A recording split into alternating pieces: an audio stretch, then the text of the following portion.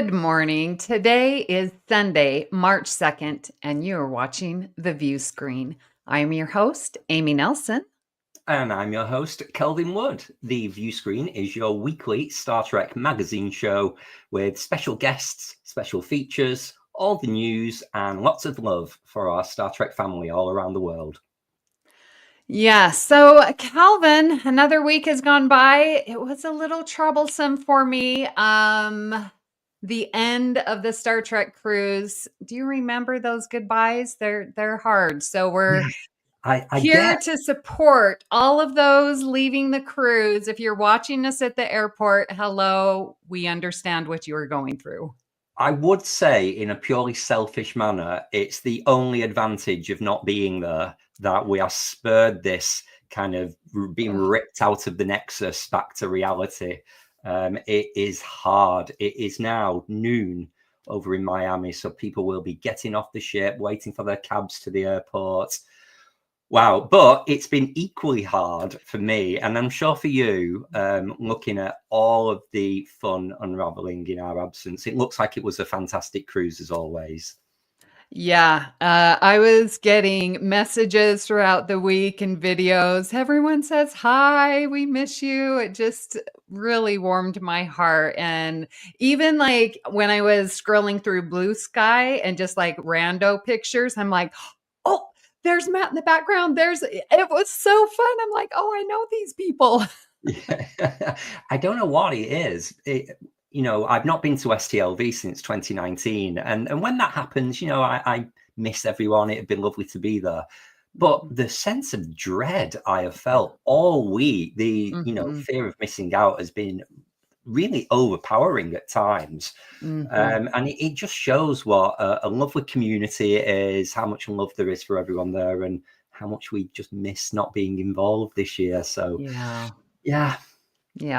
Well, we'll see. But we are just so glad everyone on the cruise looked like had a fabulous time.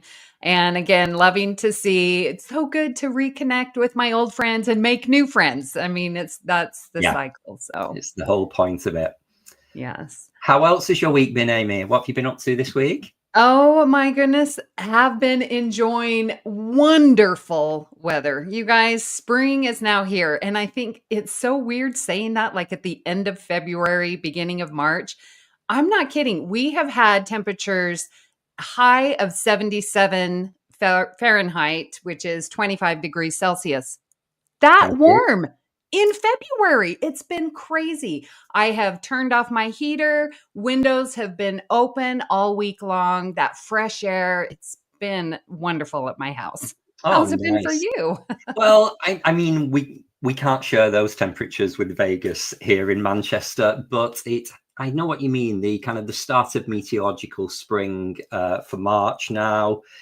It just lifts my mood. It's more, there's more sunshine, there's longer daylight hours in the day. I feel a change in like the atmosphere. It's lovely. I've even given the grass in the back garden its first cut of the year today. Oh my I've got the lawnmower out. So yeah, it just feels, well, it is. Winter is over. Thank God. Yes. Oh my gosh. Yay. Wonderful. Something has happened this week as well, Amy, which is really weird, which I feel has brought us closer together. I'm going to talk sport. So don't worry, it is me. What have you done with my co-host? I am from Greater Manchester. I live in Manchester city centre, but I've always grown up in Greater Manchester here in England. And the borough I'm from is Wigan. And we have a very world famous rugby team. So rugby league is a big sport in the north of England. And to promote the sport abroad, Wigan Rugby League have played a game in Las Vegas over the weekend. And lots of Wigan supporters have been out to Vegas. It's watching Wigan rugby is what I did with my dad. It was our little bonding thing. He's a huge rugby fan. But I just found it weird that my little local team is in your back garden this weekend. Wow. Oh my gosh. So Davey was mentioning that to me in the Discord server that his team or that a previous winner of something, I don't know the big contestants, but that they were there. So they must have been playing your team. Yeah, I guess so. Yeah. Well, I love the getting this worldwide love of sports spreading around. They do that with the NFL, with our football over in your neck of the woods too. Brilliant. Well, hi to everyone who we've got live joining us today. People are already saying hi in the chat, so it's lovely to have you all with us. If you've joined us before, hello again. If you're new to the show and you've just found us, a very warm welcome. Oh my gosh, it is so nice seeing you out there. I see Peter and Joel. Wonderful Christos is out there, and Kit. That's so good. Yay. And guys, make sure you stay tuned to the end of the show to hear about our weekly giveaway that we have started for season 3. Oh, absolutely. And please, while you're here, go ahead, hit that like and subscribe button. We're really trying to build up this channel on YouTube and need all the help you can get. So please like and subscribe. Really, truly. Oh my gosh, my sister just popped on. What in the heck? Hi, Wendy. Oh, great. I better watch what I say. So I very quickly visited my mum and dad's house this week, and I walked in and my dad says, "Where's my badge?" I said, "I beg your pardon." He said, "Where's my Viewscreen badge?" I was like, "Oh, well then. Dad." So my dad will be watching as well as your sister. Oh my goodness. Oh, wow. We really do appreciate the support. And don't forget, guys, if you're not watching us live or catching us up on YouTube, you can listen to the show as a regular podcast from wherever you get your podcasts. So thank you as well to all of our listeners. Yes. Well, Kelvin, what do we have going on for today's show? Well, today we are doing a Song and Dance Week special. So it's jazz hands at the ready. So joining us today, Kristin's here with all of the news and trending. No, and we have Stuart Hatton here, who is going to be sharing his ballroom dancing with us. Hey, hi, Stuart. Guys. And returning to the show with some fabulous music, we've got Joe Keegan. Hi, Joe. Hello. Hi. How are you? Oh. Wow. Well, Amy, shall we begin? Yes, let's get started. Let's head over to the newsroom and see what Kristin's got for us this week.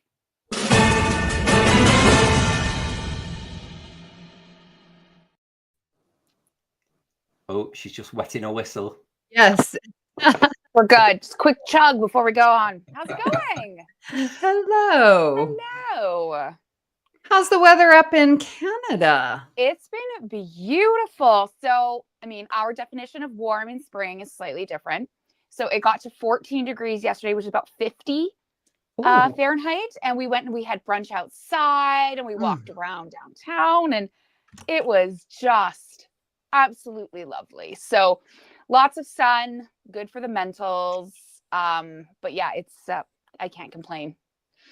Brilliant. Yes. How have you felt about the cruise happening in the background? Like me and Amy have just been saying, have you been watching everyone's photos and stuff?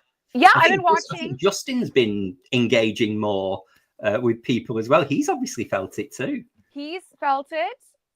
I haven't. And not to be like, I'm okay. This last couple weeks of life have been quite busy. Lots of stuff's happened at work. I've had to interview for a promotion, all sorts of stuff. So it would not have been a good time for me to have gone away. So I think looking back, I'm like, maybe, you know, as much as I miss everybody and I miss the experience and all that, I think this year was okay that that we didn't go. Brilliant. Yeah, I'm at peace with it. Yeah. So yeah. And Stevie is leaving there today and he's heading his way up here for next weekend. So I get to see him in just the end of the week. So wonderful. Yeah, I'm so excited. Wonderful. Yes. Well, what have you got for today? Oh, got a few little tidbits kicking around. So happy 26th birthday to Inter Aram Enim Silent Legis, which roughly interprets, I can't believe I actually just said that. Very well. Interprets to, in times of war, the law falls silent. I'm like, well, if this isn't era appropriate, I don't know what is. So, love this episode. DS9 Bashir, of course, just trying to mind his own business, but that's not happening. Section 31 shows up again and drama ensues. I don't know. I love DS9. There are not a lot of episodes that I skip, and this is definitely one that I always look forward to. So this is 26 years ago today in 1999. Wow. I'm very close to this episode in my season rewatch. I'm about 5 in front. Nice. Ooh. Yeah, this is a gooder. This is a gooder. We also have a couple other birthdays coming up. So born yesterday, March 2nd. I knew she was a Pisces. Gates McFadden, Beverly Crusher herself. So she was born March 2nd, 1949. She's just aged like fine wine. Still doing lots of stuff too. Launched a podcast in 2021. Gates McFadden Investigates. What a clever name. I know. And then when I was doing a little bit of research, I just love the fact that Brent Spiner is her son's godfather. Yes. I was like, what a lucky kid that when people ask who your godfather is, this gets Satan data. So do you listen to her podcast Investigates? No, I didn't even know it was a thing. So this has unraveled a whole new door of excellence for me to start listening to. It's brilliant. It really is. And she asks those questions like, yes, there's a little bit of Star Trek because that's where they know each other, but she really gets into like childhood memories and how that, helped form the person that you are today. And she does all Star Trek actors. It's really, really well done. Amazing. Yeah. I know everyone has podcasts and some of them are okay, but a lot of them I find they're just a little redundant. So for her to have such a point with her podcast, I do appreciate that. So I will be giving it a listen. If everybody else, this was news to you that she had a podcast, go give it a listen as well. So I don't know if it's been in your city, but Labyrinth is having some anniversary coming up. And Sean in the chat pointed out that she worked on the movie Labyrinth as a choreographer. And it's like it's one of those where they're showing it on the big screen. Oh, fun. Anniversary. So I'm like, oh, my friend loves it. I went to see it with her previously, but I don't think I'm going to go again. I've seen it recently. I'll have to look and see. The only theater that we had in town that used to do these things is now a brewery. So nice. It's not the same. Not the same. Next we have a posthumous birthday that today in Vancouver, BC, so 4 hours west from where I am. James Doohan was born in 1920. And he lived until 2005. So what he did in the war too was amazing. Like he was right there on Juno Beach. He protected his men. He took out some Nazi snipers. Like this guy was where it was at. And the only thing that saved him was a silver cigarette case. Oh. And to think that if that hadn't been there, we wouldn't have had the Scotty we know or at all. Mm-hmm. So this man, I always remember finding out that he was Canadian before Shatner and being so ridiculously excited that he was Canadian. That was just huge to me. And then I don't know if anyone's ever heard the suicide story where a fan called him or snail mailed him that they were thinking about taking their life, and he reached out and connected with them and saw them through the hard time and everything, and really saved that person's life. So he was just a good dude. He was a great character. He played the bagpipes when Spock died. I mean, what's there not to love about him, about everything? So, and very talented because his voice acting, after really did a lot. We mentioned that last week on the show with all of the computer games, the amount of voice work that he offered to the games. Brilliant. Yeah. So passed away at 85, but this day almost 100 years ago he was born. Happy 100. Wait, over 100 years ago he was born. I'm like, what year? We lost so many years to COVID. Anyway, that's my excuse. Next we have my meme of the week, and I just saw this and I thought of you, Kelvin, immediately. Just every beautiful instrumental Star Trek theme we have, and then there's Faith in the Heart. Bless its soul, it's trying so hard. So popping its head in. Yep, here I am. I'm one of your Star Trek themes. Yeah. It's like, oh, okay. Anyway, that's why Netflix invented skip intro. I'm positive it's because of Star Trek Enterprise. So that's funny. Next we have this was so sad. So sad. So Roberto Orci, sorry if I butchered that. Born in Mexico City in 1973, super young guy, self-proclaimed lifelong Trekkie, had been friends with Alex Kurtzman, so he had a really big role in all the reboot movies. Passed away this February 25th at 51 from kidney disease. Oh, that's what it was? Yeah.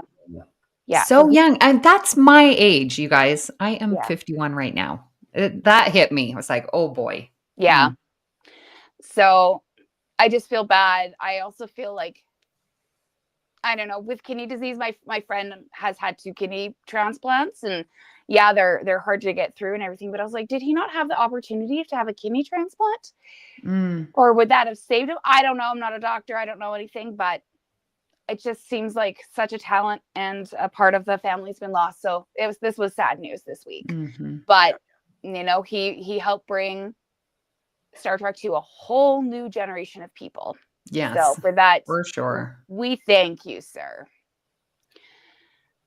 Next we have this looks freaking cool, right? So I scripted about audio this. series. It's no set date has been given yet. They're just saying later this year, and I'm like, okay, well, let's go. And it's a story by Nicholas Meyer about what happened after he was dropped at SETI Alpha 5, and then SETI Alpha 6, of course, we know, explodes and blah, blah, blah. And it's that in-between time. But that's really interesting because I just got this book, To Reign in Hell. And I'm starting to read it, and it's the same time period. Oh. Ooh. And who's the author of that book? This one is Greg Cox. Right. So it's not David Mack, the author who's involved in this prequel. No. So I'm interested to see how the two will compare. But this one also looks interesting because it's being set up that Spock, McCoy, and Kirk go back and visit Khan's setup on SETI Alpha 5 and do their own investigation. And it's apparently taking place between Star Trek 4 and Star Trek 5 is when they go back. So so I'm wondering if this entirety of the story, I'm not very far into the book yet, is going to be told from the perspective of those three researching Khan. So the fact that this is looking as though it's Khan himself, I prefer that. I want to hear from Khan's actual mouth what happened to him. So I'm interested to see. But I also got really excited because I may or may not have missed the audio series. And I thought this was going to be a new TV show. And I was like, he is such a good Khan. And then I reread and saw that it was audio. And I was like, oh, okay. I mean, it's still good, but he would have been a really great Khan. So I am excited for this. More content, more new stuff. So I don't know if you can answer, but I guess I'm confused. If the story is a Nicholas Meyer story, why isn't he also the writer? Like Kristen Beyer and David Mack, who absolutely love their writing, and they're authors that I know, why isn't it their story? I think it's one of those things. I think Nicholas from what I was able to pick up, Nicholas wrote this story quite a while ago. Oh. And I think this is like a based on. So Kristin and David have sort of just given it a bit of a refresh. Yeah. Okay. Yeah. Almost like if it was a TV episode, you could say they've done the teleplay based on the original script. Okay. So they've just reworked it, I guess. I see. Okay. So it should be really interesting. I love new audio options too. Like just throw it on in your car and go. I'm really excited for this to come out. Again, though, all of this new stuff pending, and there's no release dates. And it kind of starts to be like, okay, the completionist in me that I need that to kind of like full circle it. When is this stuff coming out? It gets late 25. Late 2025. Well, Yeah. my definition of late 2025 is July. So Yes. because we're halfway through the year at that point. So let's go. Anyway, new content coming. Good stuff. And then next we have, this was weird. So Shatner has teased that he was on a panel at the Vancouver Comic Expo, and he noted that either that day or the next day, he had a meeting with somebody to talk about reprising Kirk. So he said he's awaiting a pitch to make it the show. It should come on Monday or Tuesday. So I'm sure a decision's been made. Nothing from this has further been stated, but I'm trying to figure out how. And somebody said, what if it is a like a hologram of Kirk that will show up and talk to the students in Starfleet Academy? Yeah. And I think that. Okay. Yeah, I think that might be because he can't go to battle.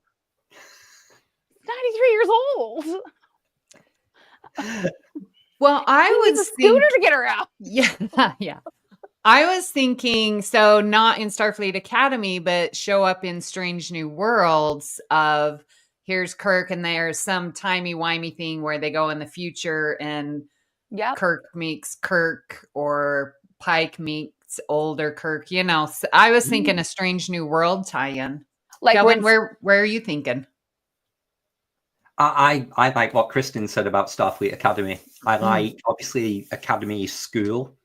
They will be teaching Starfleet history. Yeah. And to me, that means you can pull from any previous timescale of Star Trek and invite those guest stars back. I'd be interested to see what level of de-aging technology they use, if any. Mm-hmm. Who knows? You know, but I just think it's just still remains, whether people like Shatner the man or not, it does represent the ultimate seal of approval if William Shatner is willing to be on your show. Yeah. Paul Wesley. Right. No. Amy, yours is cool too, though, because that's very much sort of Zachary Quinto and Leonard Nimoy, right? When Spock met Spock. Yeah. That was a cool thing. So maybe, I don't know, but I highly doubt. Some people were thinking that this was going to be a whole new show just based on Shatner, and I was like, that's a risk. Yeah.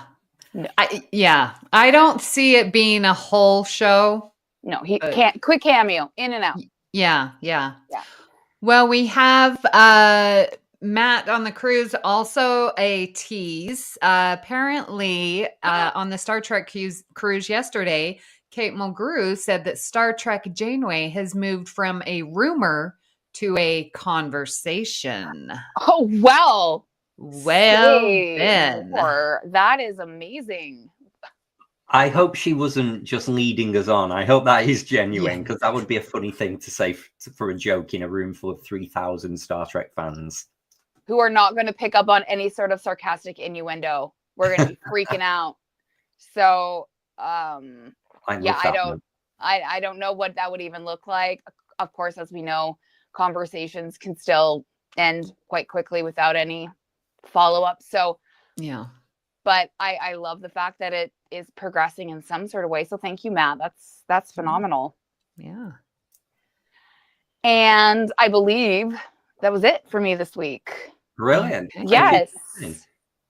Well, let's bring in Joe and Stuart and see what they have to say about any of these news items pop out at you. Hey, Stuart.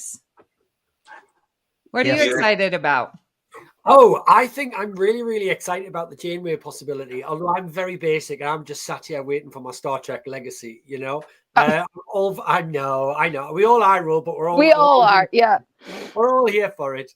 I do like the concept of William Shatner as well. I was thinking maybe if they did go down that legacy route as well. Remember, they've got the OG Shatner body within the Daystrom station as well. So maybe he was slowly de-aging while frozen. I don't know. And they could maybe pop him out. And actually, we're looking at the OG Shatner himself to continue his story rather than a hologram and rather than a flashback. But that was just my thoughts on that one. Oh my gosh. Wonderful. Zombie Kirk. Let's Zombie go. Kirk! Oh my eye, man. Zombie Kirk. We should have had a Zombie Kirk. I love that idea. There you go. And I open the floor to you all with Zombie Kirk. Right, Joe, you've got to beat Zombie Kirk now. How can we bring Shatner back? Do you know what? No, we're not. And Ewan showed me the Star Trek Can poster thing, Star Trek Can thing. And I was like, it's going to be really controversial. I don't listen to podcasts and I don't like Star Trek books. So a book, an audio drama, kind of mashup podcast audio thing, I was like, and he said to me, I don't think you like Star Trek anymore. Which tied in with my opinions of what was that last travesty that came out with Michelle Yeoh? Section 31 movie. I'm not even mention its name. I'm not even going to spend words talking about it. I want some mature sci-fi. I want some mature Star Trek, like we got Interstellar and Passengers and Arrival. Something really thought-provoking, but kind of hard sci-fi. But it's kind of mainstream as well and set in the Star Trek universe. When you say mature, you don't mean William Shatner nearly 100 years old. No, you'd need all the de-aging, wouldn't you? It'd be like that Microsoft Majorana 1 chip. Is there to eternity and beyond? Is there even enough de-aging technology? That's what I'm saying. You would need some kind of quantum black hole thing. I mean, respect to the man. He's in very good nick for his age. I know it's jokes. It's jokes. It's that. But do you know what? We listen, but we don't judge. We judge internally. Brilliant. Yes, brilliant. we do. Right. Well, thank you very much, guys. Kristin, thank you as always for your research and presenting. Yes. And we'll see you all a little bit later in the show. Perfect. Yeah. Right. Okay. So let's move on and welcome our guest of the week. So I'd like to introduce, return to the stage. It's Stuart Hatton Jr. Hey, Stuart. Hello. Welcome. Thank you for having me. Thank you very much. To the Viewscreen. So we, Amy and I met you on the Star Trek cruise where we meet everybody. Yes. Was it 3-4 years ago? 2022, wasn't it? 2022. Yeah, it was 2022. Yeah. It was just genuinely one of the best experiences of my life.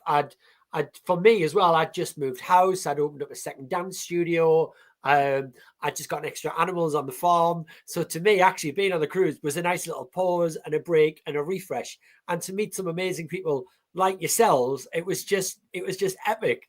And I understand exactly what you were saying on the goodbye front. It was like, oh man, do we have to go now? It's almost as like you're thrown in the Big Brother house and then everyone's evicted and you're going, I've got to go back to normal life. Oh, no. I want to go again. You know, it was a brilliant experience. Oh my goodness, the Klingon raves that you have underneath on the ice rink on a ship. You can do your yoga with Jadzia Dax on the top deck. You can go to one of the riser parties. You can tap in with the NASA scientists. Yeah, and the food was mint as well. So it was just an absolutely class experience that I've thoroughly enjoyed, and I need to get myself back on it for next year, man. I've got absolute FOMO watching all those images and watching all those people. Right. There was an absolutely awesome gentleman that I met on the cruise as well. I don't know if you know him, Jay Nadeau, and he does a lot of work with Sea Shepherd as well. I followed his story on Star Trek The Cruise, and one of our friends as well, Sean Ferrick, who was on there as well. I'm like, guys, why am I not there? Why am I not there? So I'm not going to do this again next year. I'm getting on that boat. I'm going to go and get myself some sun and be with my tribe. So you need to hurry up. Apparently, it's nearly sold out already because the smaller ships. I need to be on that computer tomorrow, guys. Get myself some seats. Get myself a nice cabin. So, and this week's episode brought to you by Star Trek The Cruise. No, I know. I wish. Pretty much every week. Look, you are missing out. This is the Viewscreen brought to you by Star Trek The Cruise.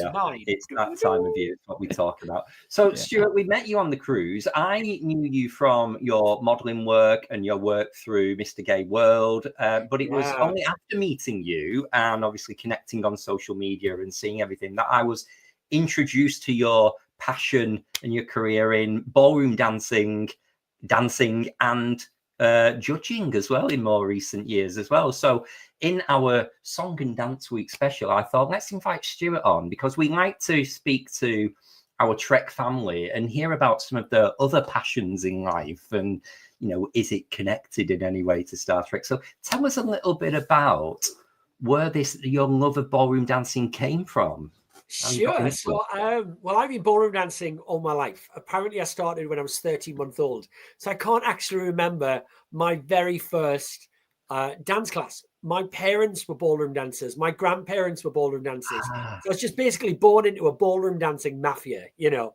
And there's a brilliant image somewhere, which you don't have, and no one will ever get it, of me in my mom's ballroom dancing class, 13-month-old, on a potty, in the middle of the class with a Lego book and a toppy cup while people are ballroom dancing around me. You know, I was brought up in that environment. And I'm very lucky to have done that as well, because dancing, it's brilliant for your body. It's good for your soul. It gets you interacting with people. It releases all the happy hormones, and you meet people of all different ages and all different walks of life. So I started dancing at 13-month-old, and then I got into competing as a ballroom competitor. And at the age of 12, I represented Great Britain at the World Open Championships on the Great British team. And I was fortunate enough to win the under 12 British Ballroom Championships. I then continued to compete as well up until I was 16. And at the ages of 13, 14, 15, and 16, again, I got to represent Great Britain at the World Open Championships on the team. And when I was 15 and 16, I got to be team captain, which was kind of cool. So I've always competed all my life, and it's something which I believe helps me grow as an individual, because I always like to better who I was the other day. It's nice little markers for me to keep pushing myself and challenging myself to grow outside of the box which I'm in. And that eventually led me into competing in the Mr. Gay pageant as well. And I won Mr. Gay World in 2014, so just over a decade ago. And that was a fantastic experience as well. I run in Rome. And it was a week-long competition where you need to study LGBTQ plus rights, LGBTQ plus law. You need to be able to talk to the media. Can you talk to politicians? And that's something which I'm really, really proud that I've won and achieved that. Since then, I've gone behind the scenes and I work for the organization themselves. And I'm now the producer of Mr. Gay Great Britain in the United Kingdom. I'm one of the producers of Mr. Gay Europe for our continent as well. We seek to find ambassadors that can speak on behalf of LGBTIQ plus rights across the world on a global scale. And my goodness, I know our minority groups need that right now, you know? So that's a little bit about my background and how I got into it. There is the modeling side as well, because someone said I look pretty one time, so I just went with it. And, hey, it helps pay my bills, and I've got 50 animals here on the farm, so they've got to be paid and fed somehow. So yes, it all ties in. Brilliant. And I believe this weekend you've been involved in a big dance event. I've seen a lot on the media recently, celebrating dance with, I don't know if the Americans will know this, but Angela Rippon she's actually a former newsreader, but she used to present the original version of Strictly Come Dancing, Dancing with the Stars. And she's been involved in this big movement that you've been involved with. So tell us a little bit about how the weekend's gone, Stuart. Sure. So at the moment in the UK, we have a big dance campaign, and it's called Let's Dance. And Kelvin's absolutely right. It is produced by the beautiful, amazingly talented Angela Rippon, who is in her 80s and can kick all the way up here, past her leg, into a vertical split. And she is just so inspiring. And she's getting everyone involved here in the UK into dance. If you've never danced before, this was the day to get into dancing. So today I organised a big event at an open-air museum called Beamish, which is here in the United Kingdom. And we were doing a 1950s retro-style ballroom event. So everyone came all dressed in the 1950s, polka dot dresses, teddy boy leather jackets. I myself went for a very English cricketer outfit and look, because I'm rocking the dad vibes right now.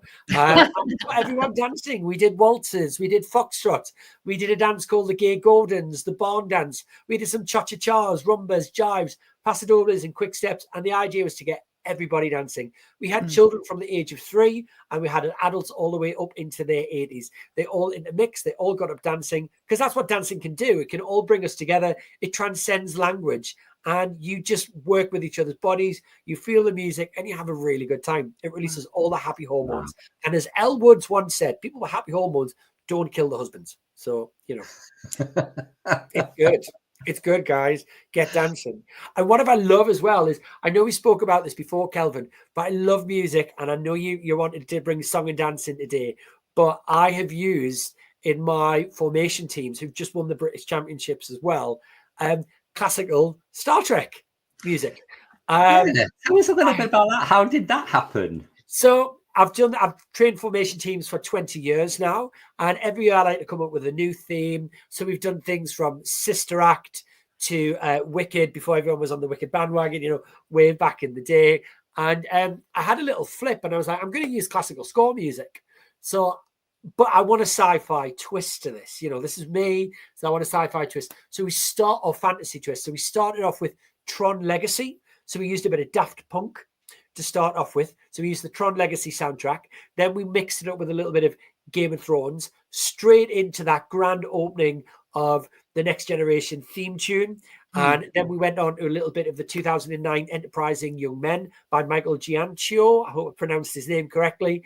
And finished off with the new Star Trek Prodigy theme tune as a tango. Wow. It was good. It went down a storm, and my formation team won the British Championships in Blackpool Tower. It got the audience going. Everybody loved it. And everyone said, "Where'd you get your music from?" And I went, "I'm not telling you. I'm not my music. But if you know, you know." And it was brilliant. So they got people dancing to Star Trek. Who knew? So you didn't tell everybody up front, this is Star Trek music. It was only if people knew. Oh yeah, if you know, you know. But I'm not. If you know, you know. Ideas. Wow, brilliant. Yeah. And so yeah, it was one of the nerds, and what I loved is all the secret closeted Trekkies that came around to me afterwards. They were like, "I got it." I'm like, "Yeah, you did." Like, I got it. Or people were going from the side of the room. I'm like, "Oh, yeah, I got you. I see you." And it was interesting to know how many people loved Star Trek, but just weren't open and out about it, like myself, because I bang it from the rooftops. You know, Star Trek is part of my personality, and that's where it stays. But yeah, it was brilliant. I loved it. It was fab to get ballroom dancers and Blackpool Tower, which is a big iconic venue here in the United Kingdom, clapping and roaring to Star Trek scores. It was brilliant. Brilliant. What do you make of the dancing when it's appeared in Star Trek? Do you get to enjoy it just for the story, or do you look at it and say, "No, that's not right"? Man. No, your brain doesn't switch off. You know, as well as adjudicating and examining, you just watch technique. You can't switch off. I don't know if anyone says the same with music. You know, when I hear music, I see dance. Or if someone hears music, maybe they see the notes. But you can't switch off. But what I did love was seeing Gates McFadden on Data's Day do a little bit of a tap number with Data. That was fab to watch. And I knew we talked about Gates McFadden before, but I mean, I am a big Labyrinth fan. And to know that Gates McFadden was attached to Jim Henson's Labyrinth just makes it even more iconic as well. I know when she goes by her choreographer name, she uses Cheryl. So she's noted as Cheryl McFadden. But what a woman, man. She's just epic. She's up there. She's an icon. She is a diva, and we love her. Brilliant. And what did you make of the Strange New Worlds musical episode? Because that had that had a load of choreo in it. I've got that on vinyl, and I absolutely adored it. I loved it. There were some of the actors that when you were watching the dancing, you went, "Good, well done, very promising student." But there was some I was like, "Go on, girl, you get it, you go for it." You know, I thought Jess Bush was fab. Yeah. I thought Jess Bush was fab.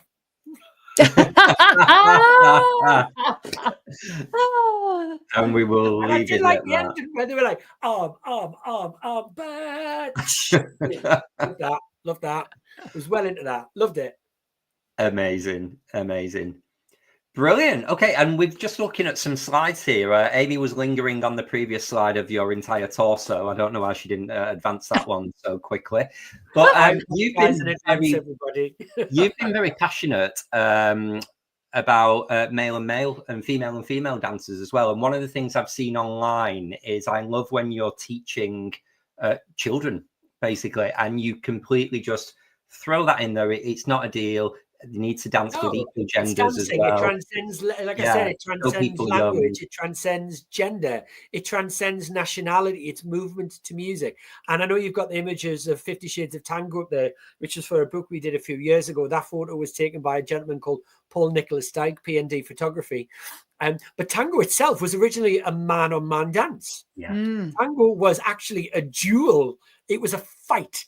You know, and then it worked its way into the brothels of Buenos Aires with the milongas, and then eventually becomes standardized as what you see as the international ballroom tango nowadays itself. But there's so many different versions of tango, but the history of tango is it was a man-on-man fight. So that's why I love that image so much.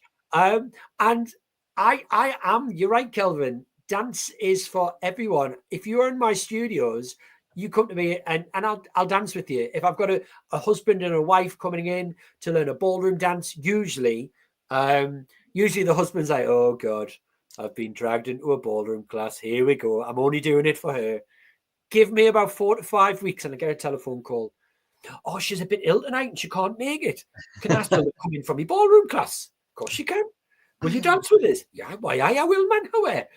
And then you get all these men involved in dancing, and it's brilliant. It's absolutely brilliant. You know, it's good for the heart, it's good for the mind, it's good for the soul. It's a good social experience as well. And dance is for everyone, no matter what age you are. Anyone can dance. If we go back to the 1940s when the G.I. Joes used to come and they would dance with their partners and they did the jives, and then they went off to war, women would dance with women, because their husbands or their boyfriends were often away fighting for the country. So there's nothing we're used to seeing women and women dance together. But for some reason, over the years, there's become a bit of a social stigma to see two men do ballroom dancing together. We don't bat an eyelid when we see two men do street dancing or we see them do hip hop. But the moment we have contact with contact, there's a question mark.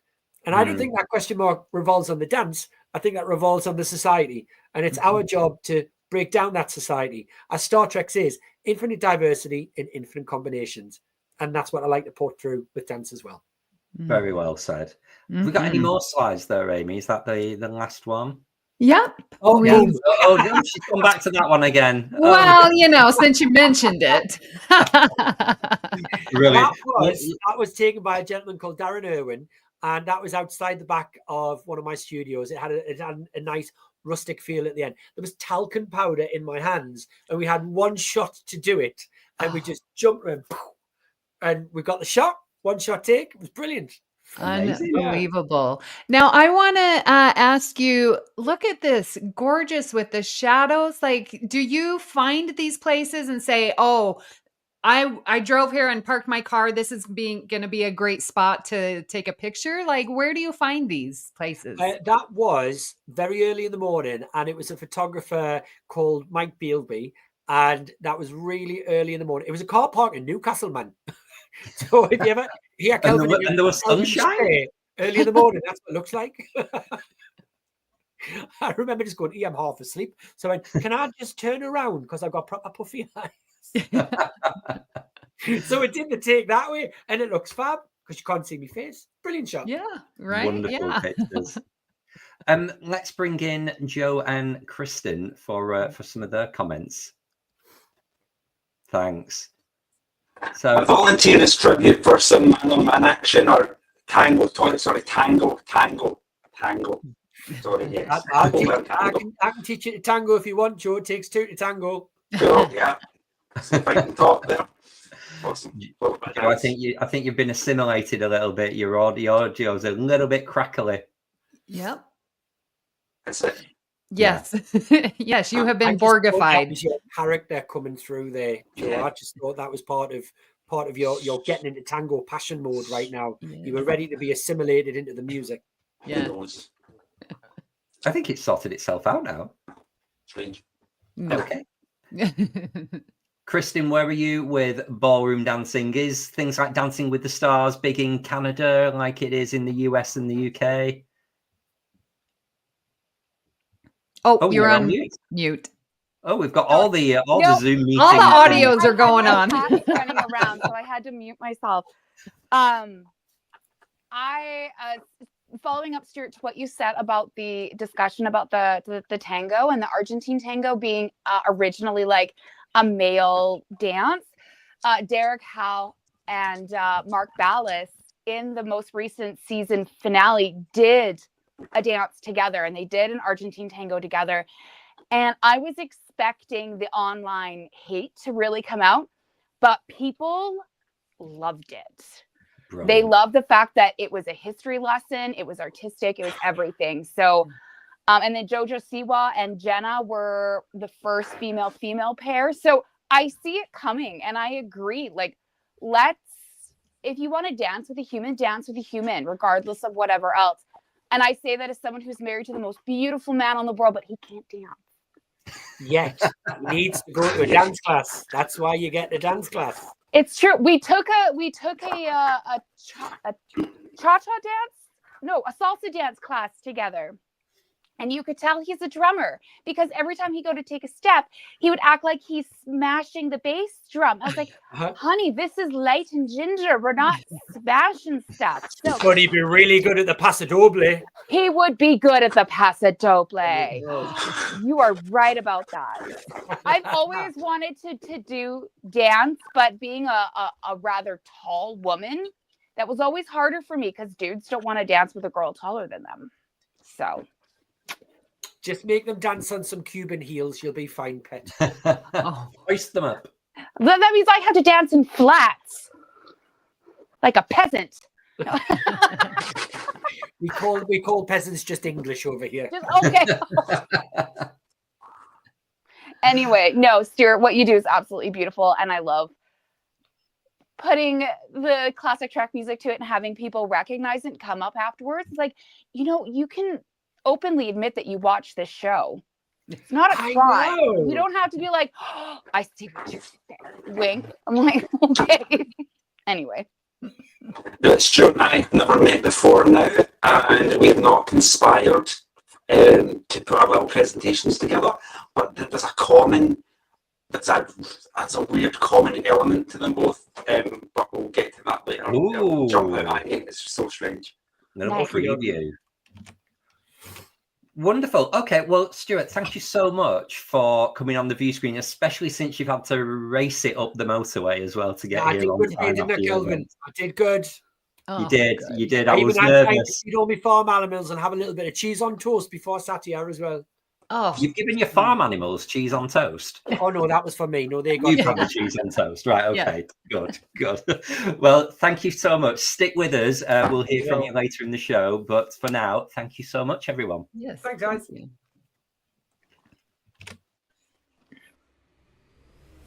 What shows are on BQN, you ask? Well, here's a rundown of some podcasts you might be interested in. All Good Things, a Star Trek Universe podcast covering all of Trek, hosted by Amy, Christos, Kelvin, and Kristin. Whether you've got Xbox or Nintendo, check out Bargain Bin Gamer, a YouTube show hosted by Davey and Mitch, self-proclaimed gamers who specializes in reviewing and showcasing affordable video games. Grab your popcorn as you listen to Cinema Z, a film discussion and review podcast showcasing films you probably missed but should definitely check out. Hosted by Mark and Matt. Don your apron for the Food Replicator, where Matthew eats and drinks his way through Star Trek cocktail and 3 cookbooks. Beam aboard Galaxy Class, a Star Trek Next Generation podcast covering all of TNG, hosted by Steven.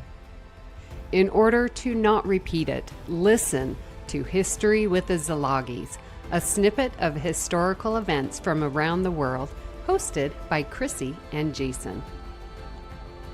For the newest Trek coverage, check out Infinite Diversity, hosted by Chrissy and Thad. Curl up with a good book and delve into Beta Canon with Peter, host of the Trek Book Club on Twitter and Bluesky, and his companion Trek Book Club podcast. Test your Trek knowledge with Treksperts Quiz, a Star Trek quiz show hosted and written by Davey and MC. If you're a member of Starfleet Federation or Planetary Union, go check out Union Federation, covering current Star Trek and the Orville, which we all know is really a Trek show, hosted by Kyle, Kevin, Amy, and Haley. Head over to YouTube and watch The Viewscreen live on Sundays, your Trek-inspired talk show hosted by Kelvin and Amy, with new 8-week seasons in the spring and fall. Spill the tea with Christos while he discusses current Trek news and events and explores the world of fandom via guest interviews, all with an LGBTQIA+ perspective on What's the Tea Bev.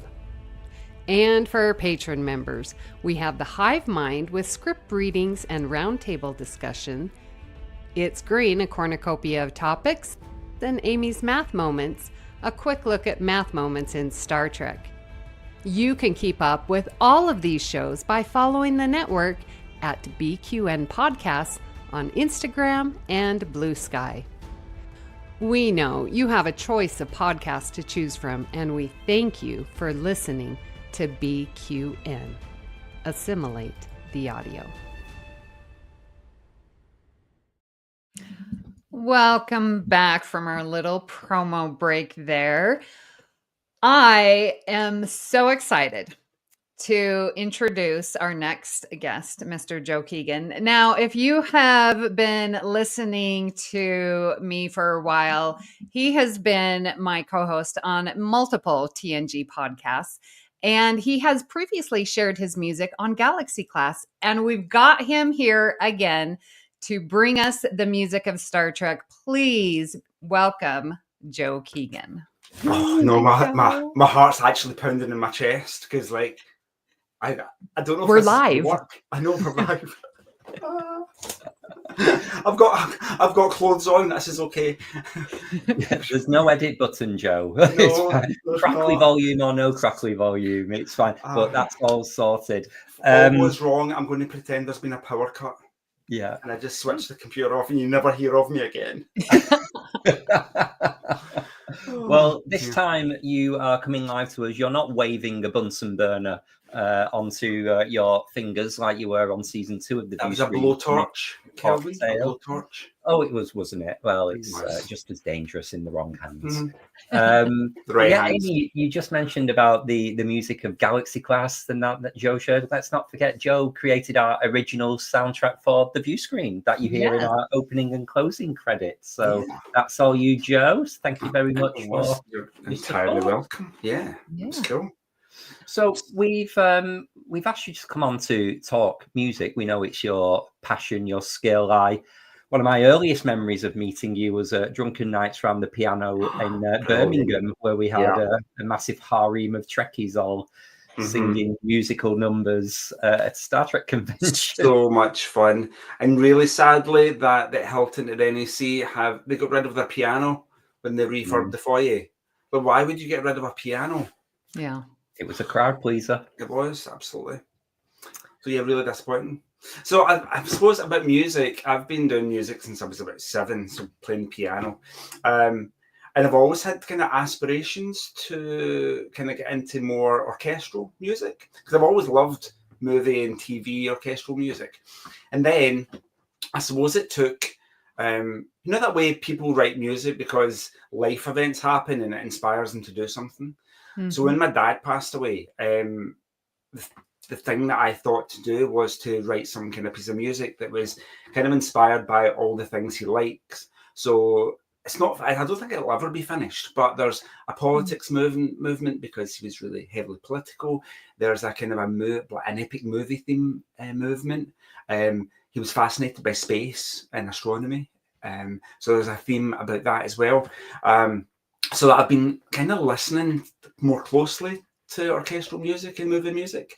And that's kind of what I've done today, is kind of pulled out some ideas to share with all the listeners. Brilliant. Brilliant. And I believe in a completely Joe Keegan manner, this is going to be totally live. There's no prepared videos. We're not pressing play on anything. You're just going to plug in and go for it. This will be like that Michael McIntyre show where he presses the button and the doors open and there's a massive orchestra behind me and I'm conducting the London Symphony Orchestra.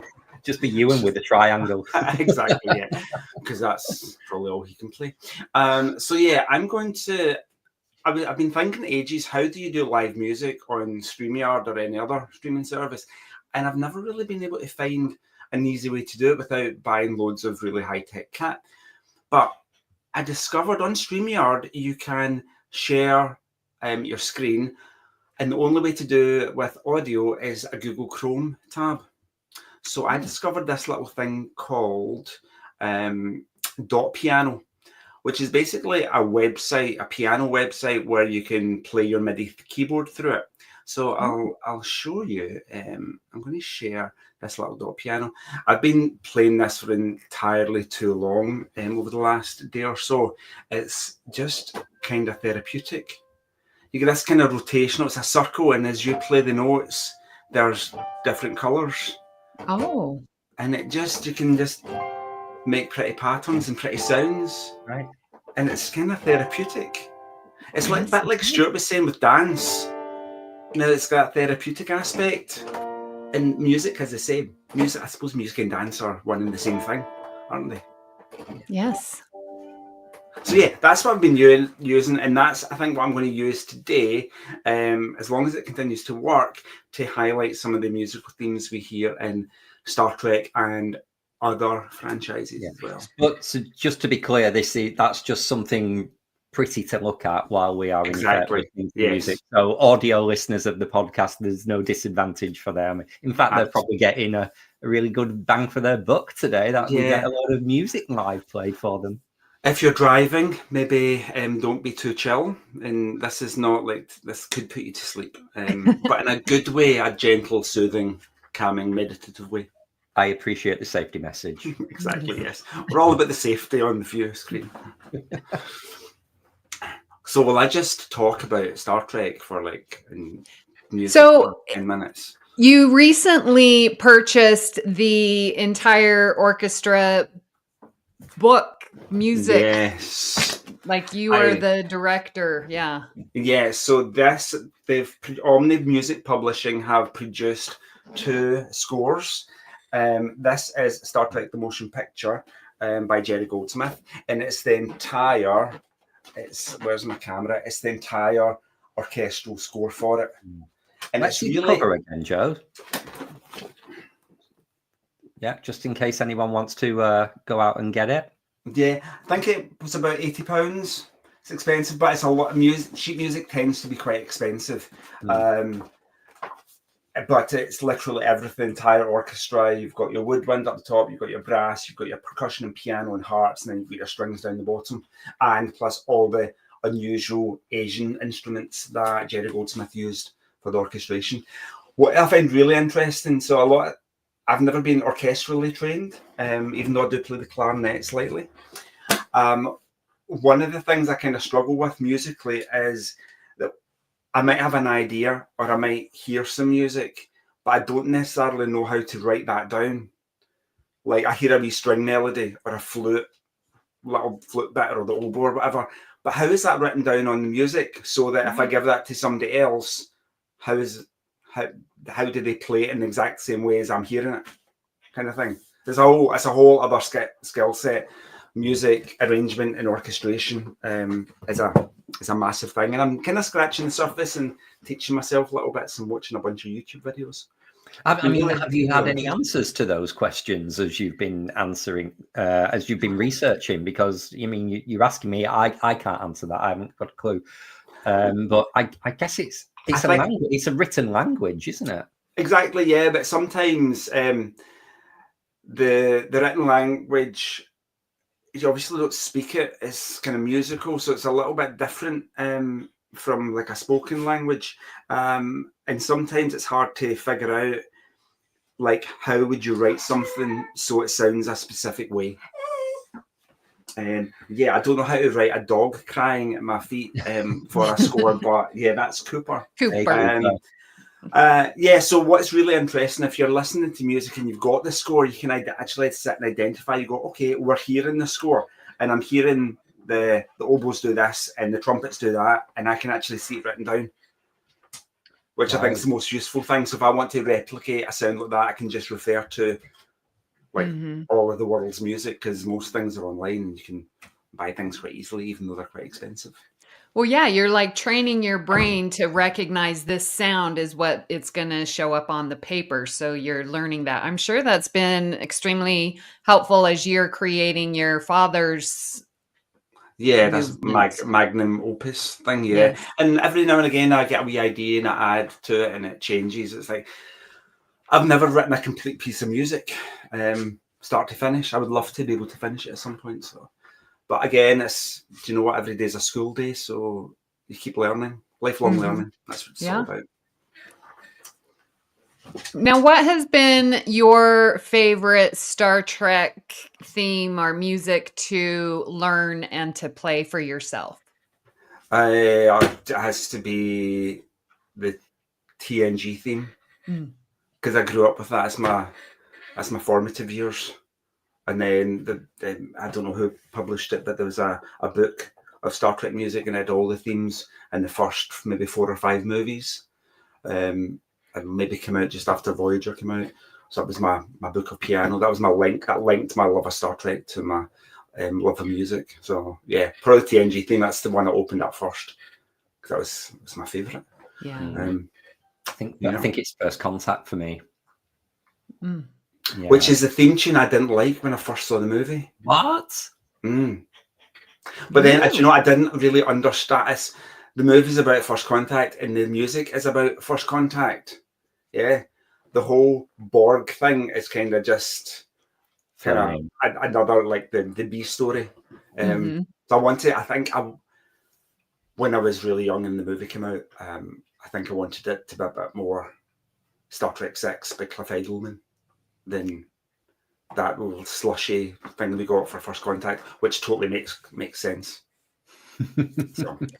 So will you play us a little bit of your well, so I'm just going to take you through a little journey, and this could work. This could be really useful. So I'm going to share my hold on. I'm laughing at the chat while you're just doing that, because we've got Davey's woken up in Melbourne, and he's definitely in wedding mode planning, because he's wanting Stuart to teach choreography for his wedding dance, and Joey wants you to produce some music for the ceremony as well. So he's come with his begging bowl out. I'd love to do that. That'd be cool. I'll get on it. When's he getting married? I think it's around this time next year, I'm sure. Oh, so I've got a whole year. Yeah, that's good. I need a long time. Cool. Yeah, something epic. That'd be cool. So I'm not going to be able to see you guys because I've got like a wee document that I'm going to work from. But what I thought, why don't we go way back to the beginning and look at those first 8 notes? Yeah. The first 8 notes we ever hear in Star Trek. Yeah, we get.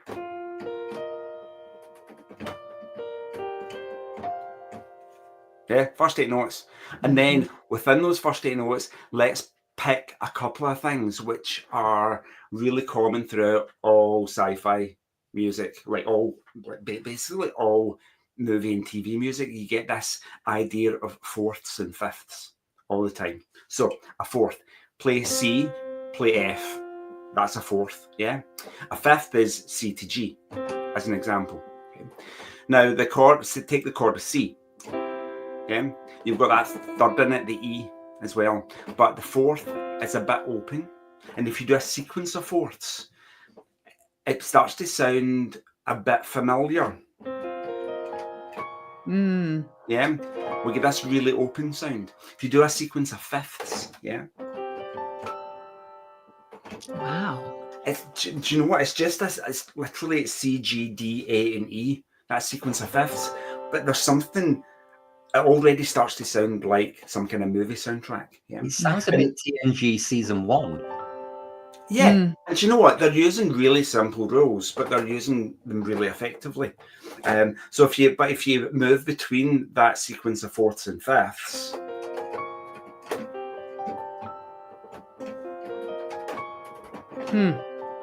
You've got a whole theme tune there, or the basis of something that you can add to. So that sequence of fourths, F, B flat, E flat. Okay. F, B flat, E flat. That's a sequence of fourths, and then we're dropping down D, B flat, G, C, and F. G, C, and F. We've got that same sequence of fourths again. Yeah. So you got a sequence of fourths, sequence of fourths. Yeah. Then there. Like that, and then goes into the theme tune for the TNG. Does something slightly different for the original series, obviously, because I think that the original series is just a jazz composition, really, with a sci-fi twist. Because a lot of things that were coming out in the 60s had these big kind of jazz orchestras playing them. And if you look at the chord structure of the original original series theme tune, it's very jazz. So in that opening, in that we got that Alexander Courage opening from 1966 that we all can notice. I think it's the most identifiable piece of Star Trek music. We also get something similar. So in the brass voicings, we get quartal harmonies. So when you put fourths together as a harmony, it's called a quartal. Yeah, a fifth would be a quintal. So you get these quartal harmonies and quintal harmonies in like tons of movie music. There's another piece of music by John Williams, which you'll recognize.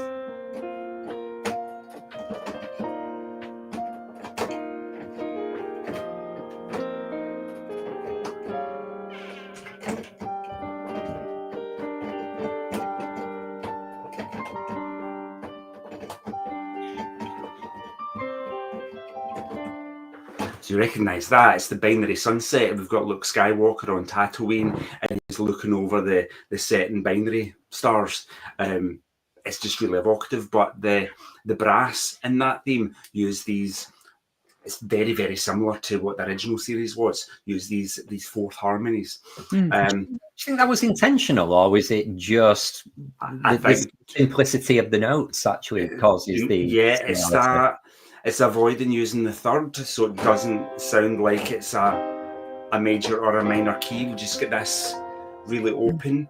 There's something hopeful about it. It's expansive. It's atmospheric. So yeah, it's just got this sound, which I think lends itself really well to sci-fi music, particularly. Another really different example is from 2001: A Space Odyssey by Jorge Ligeti. You won't recognise the composer. I think you'll recognise Strauss's Also sprach Zarathustra from 2001: A Space Odyssey, the Stanley Kubrick sci-fi epic. If you listen to Atmospheres or Lux Eterna, the two tracks from 2001: A Space Odyssey, it uses these quartal clusters of notes. But it sounds entirely different. Amy, I don't imagine you've seen 2001: A Space Odyssey. I have seen it. You have seen it. Well, this is our first ever. And I've seen it on the screen with a live orchestra doing the music outside at a venue. That's so perfect. So in that opening sequence, you've got the primitive man, the apes, kind of rummage around in the dirt, and then the monolith appears.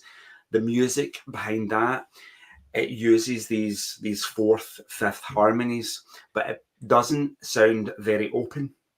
It's really close together.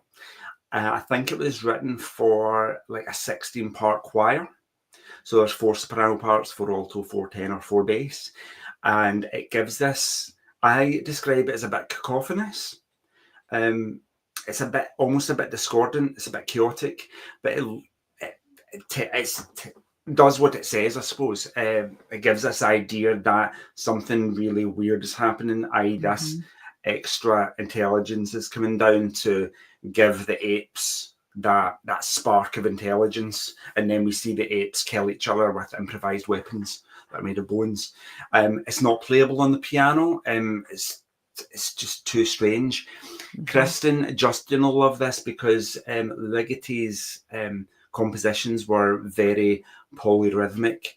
I think every one of those parts in some way is singing in different rhythms and different time signatures. So Wow. I can't imagine being the choir doing that.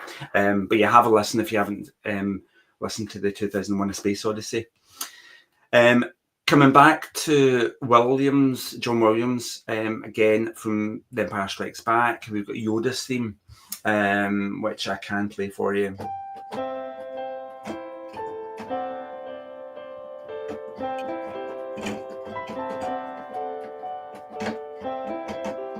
Mind when Yoda's in his wee house in was it the Swamp Planet? In Empire Strikes Back? Yeah. Yeah.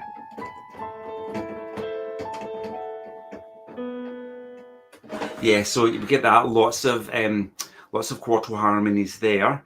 And then moving on, again, that's in the brass voicing as well. So the French horns and the trumpets are doing these fourths and fifths. Vangelis, Blade Runner, from when was Blade Runner? 1982. It doesn't necessarily translate well to the piano. Vangelis was one of these electronic composers, so everything's very synthy, and we get lots of fourths.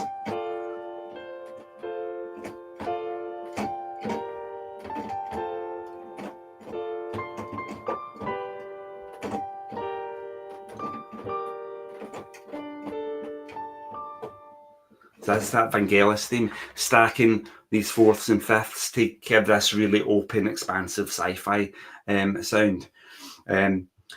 If you know, coming back to John Williams again, Close Encounters of the Third Kind,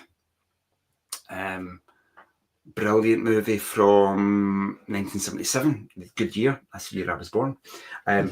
We get kind of maybe, with the exception of Jaws, those 2 notes at the beginning of Jaws, maybe the most identifiable piece of music out of all time.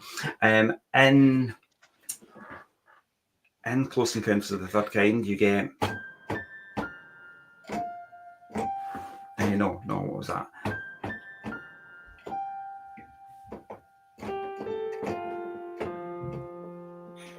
What's the next note? I've got the music right in front of me, and I can't actually read.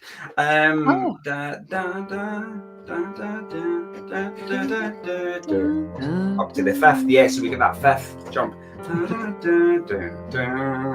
and we're communicating with the aliens and their big flashy lights. So yeah, again, more sequences of fourths and fifths.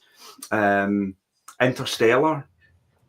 Day One dark music. If you've seen Interstellar, brilliant theme by Hans Zimmer. Now, Hans Zimmer, very different from John Williams. John Williams is very singable. Yeah, there's always some kind of melody hook that you can latch onto. Hans Zimmer tends to do a lot more kind of percussive music that fills a sonic space and is very atmospheric. So with Interstellar main theme, you get well, let's start from there.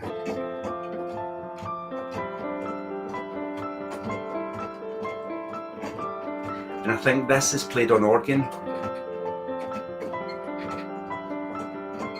again, we're just stacking up these fourths and fifths. So many examples. Stuart mentioned Tron Legacy by Daft Punk. Theme tune, again, very synthy, a bit like Vangelis. Daft Punk are Comis, Bangalter, and Guy Manuel de Homem Cristo. So with that, imagine a synth playing it, you get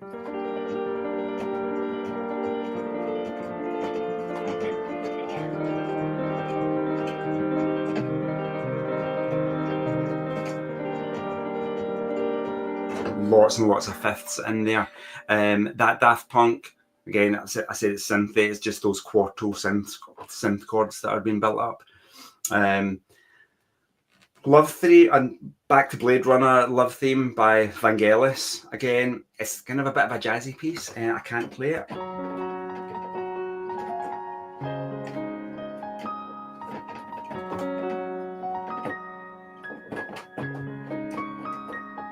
We're getting lots and lots of fourths and fifths in there.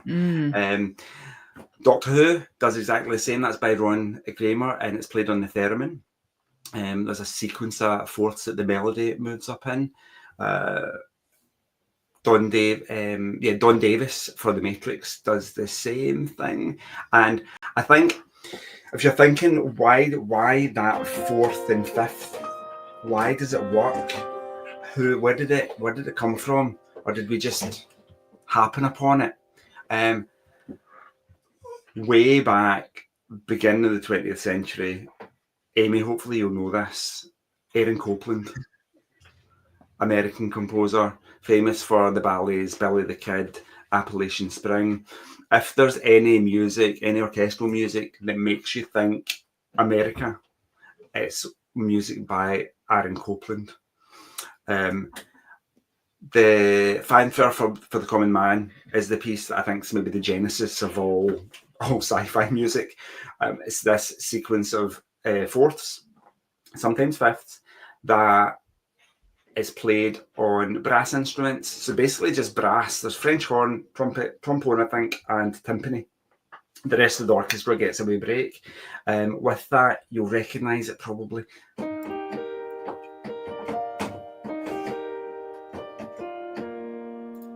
And the temps go dum dum dum dum.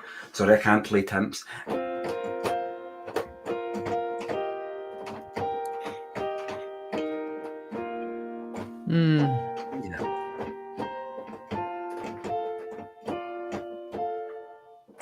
Dum dum. It's like one of the most magic. So simple because it's literally just made up of fourths and fifths. Yeah.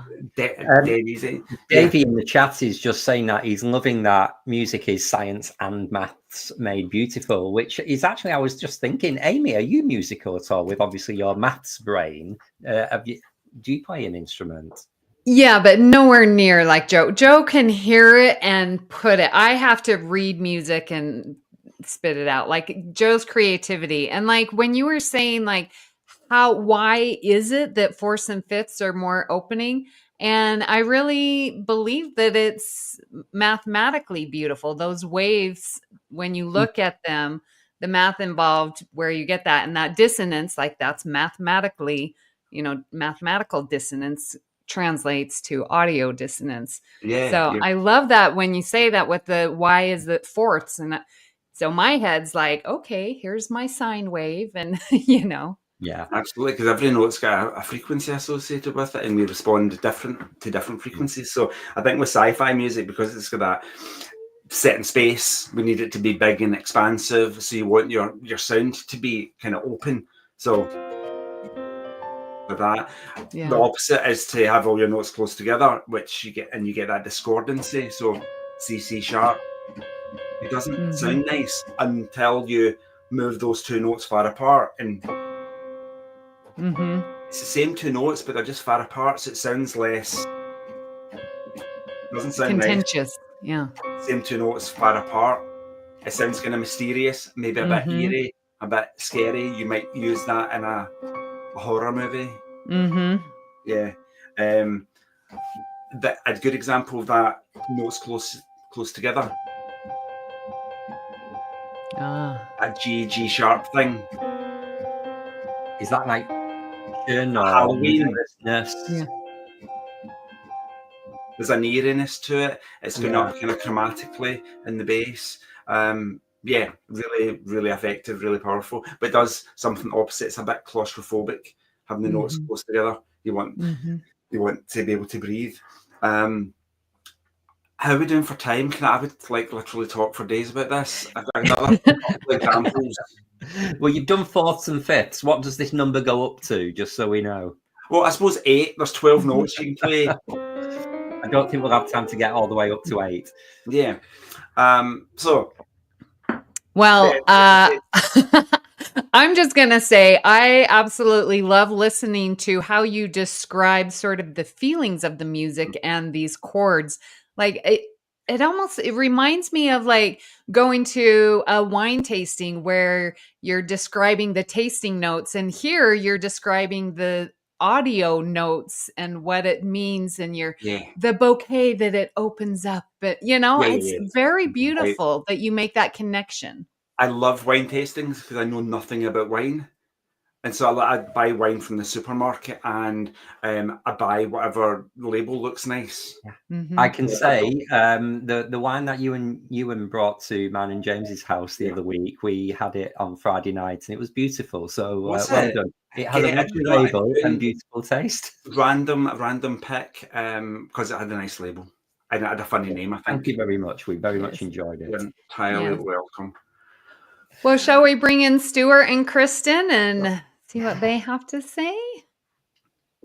Oh, I thoroughly enjoyed that. I could listen to you all day, man. Thank you very much. Thank you for referencing the Daft Punk as well. I mean, it's so weird.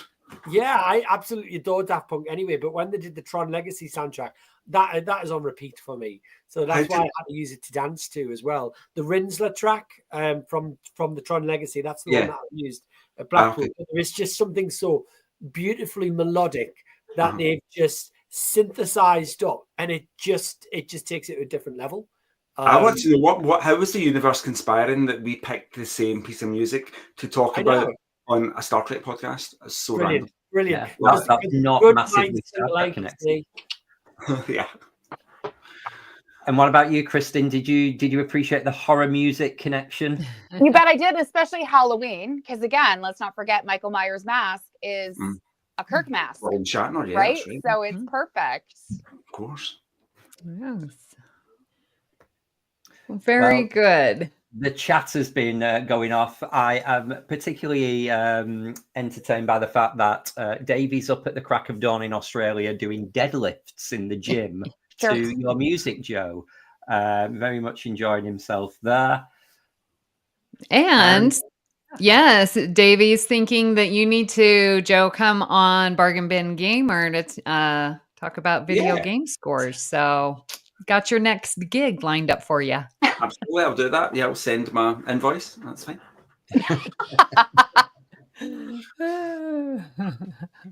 That's awesome. Very good. But well, Joe, thank you so much. Could talk for hours and hours and hours about music because there's just my theme for today was take those first 8 notes and the idea of those fourths and fifths, and they're everywhere. Well, I have a question. When you were on about First Contact, and you said you weren't kind of into it to start off with, even though it was Kelvin's just most beautiful favorite piece of music from Star Trek. How does that link into the Star Trek Picard season 3 end credits, or is that just note for note the same tune? I've no idea. I think it's is it the same? Okay. The end of Star Trek Picard season 3, I'm sure the loop, don't they slowly, that First Contact theme into the end credits when the LCARs are playing? Yeah.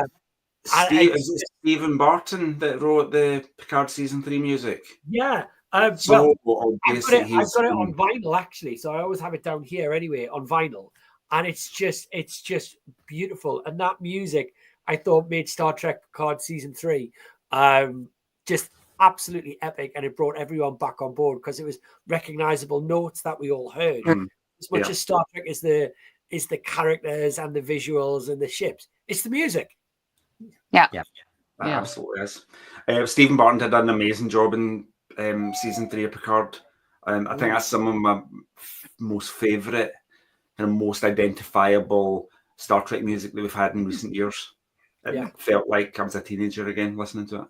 Yeah. Well, Joe, you just mentioned then that you could talk about music for days, which I guess is a good way for us to tease the fact that we are going to be starting a new series on All Good Things when we return, called The Music of Star Trek. So, we'd like you to be joining us as hosts for those particular episodes, so we can maybe dissect a particular episode or a subject or a soundtrack to a particular movie. There's a lot of material there, so we look forward to having you on board. Me too.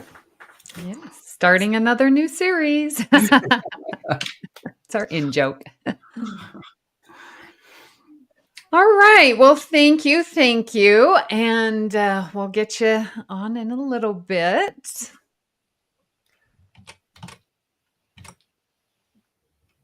Okay. Wow. I feel very relaxed, Amy. I think Joe's music has kind of chilled me out too much. I need to remember, right, come on, we've got a cadence here. We've got to crack the show properly. So good. So much talent. But what do we have going on for next week, Kelvin? Oh, well, next week we are bringing you, returning to the view screen, 2 of our very favorite guests from previous seasons. We've got Josh coming back to talk about some more astronomy, hopefully. And we've got Alex coming back with his transformational series. So I guess it's our almost a discovery series, shall we call it, whether we're discovering inner depths to our own psyche or discovering the wider universe. Yes. Oh my gosh. Can't wait to have them back. It's nice having recurring guests. We've got a lot of friends who've got a lot of things to talk about in depth, so we're very blessed. Yes. Well, let's get everyone back on stage. Thank you so much to Joe, Stuart, and Kristin. Just sharing your talents with us. We just learned so much, and I love listening to people who are passionate. So thank you so much. Now, where, Stuart, can people find you out there on the socials? Sure. Well, the best ones to follow would be on Instagram or on Facebook, Stuart Hatton Jr. Or if you want to follow the dance studios, they are at the Sandancer Studios on Instagram and on Facebook as well. I do have one of those good old Twitters, but I very rarely use it after current times. On there, but don't use it. But I'd love to connect with people on Facebook and Instagram, and let's talk all things Trek. And thank you very much for having me. Thank you. Thanks for joining us, Stuart. We'll see you soon. And Joe, where are your socials? Social media. I'm still got Facebook. I think there's a Twitter still somewhere, but I don't use it. I posted on Instagram for the first time, like forever today. So at Joe77 UK or something like that. Email me, find me, come visit my house. It was a very thirsty gym pick. I recommend everyone gets online and looks at it. Yeah, I strong like ox now. Thank you. You're very welcome. And Kristin, where can people listen and find you? Instagram is one for now. I've heard there's a new photo sharing something coming up, so I'm excited to see if there's a new alternative to Meta. I am on Reddit is my main one at user Garrick's fan club, and then of course there's all of the recordings of All Good Things and the Viewscreen that we've done over the past few years, and that's sort of, I think, where my favorite place is to listen back to our old shows. Your legacy. Yes. What can I say? Yes. Brilliant. Thanks, Kristin. We'll see you next week. Bye, loves. Bye. And Amy, where can people find you over on the internet? Well, you can listen to me. I'm still doing podcasts on Union Federation. We are covering our character reviews for all the characters on the Orville and having a great time. Oh my gosh, loving it so much. So if you want to get back to rewatching the Orville, go ahead and listen to our little podcast there. I am on Bluesky. at Counselor Amy. And favorite place is our Discord server and a little bit on Facebook group once a week when I post our episodes. And Kelvin, where can people find you? Because you're everywhere. Yeah, I'm all over the socials at Kelvin's Timeline. But I guess my favorite place is still Facebook on our BQN Collective Facebook group, where we chat all things about all the shows on the network. But I'm here for the next several weeks on the Viewscreen with you, Amy, and then we transition back to All Good Things. So lots in store for 2025. Yeah. Now, we would love to hear your thoughts about today's show, and you please join our Facebook group, the BQN Collective, or our Discord server that we have talked about. And there's the invite codes right there in our notes, so right there below. So go ahead, click, and join our server. Absolutely. While we're saying thank yous, big thank you to everyone who makes this show possible, including our associate producer, David, behind the scenes, who makes the magic happen, and to our marketing director, Kit, for helping us become more visible online, driving those numbers and getting some good social engagement. And also a huge thank you to all of our Patreon members for your ongoing support to the network and to our show. You'll never hear an advertisement or a commercial here on our shows. So if you'd like to help continue that stance by supporting the show financially, please go to patreon.com/BQN. And we know if financially supporting isn't your thing, we get it. But please, you could help us out by sharing our posts on social media, talking about it with your friends, liking all of our stuff. That really does help others to find the show. And that's what we're looking for, to find other friends of Star Trek. Okay, it's our giveaway time, Amy. How do people go about getting their hands on the special pins? Yes. Oh my goodness. Thank you to our associate producer, JJ Seastrum, who has designed these special season 3 Viewscreen Pride badges. So for today's episode, please type song and dance in the chat if you would like to receive your free comm badge for Viewscreen season 3. Brilliant. Okay, well, thank you again for all of our guests. Thanks to everyone who's joined us live and commenting in the chat. We really appreciate it. Thank you to everyone who's listened on catch up on YouTube and on your podcast service as well. And thank you for your support. Yes, and we will be back here same time next week. But for now, it's time to end our transmission. Have a good day, everyone. See ya. Bye-bye.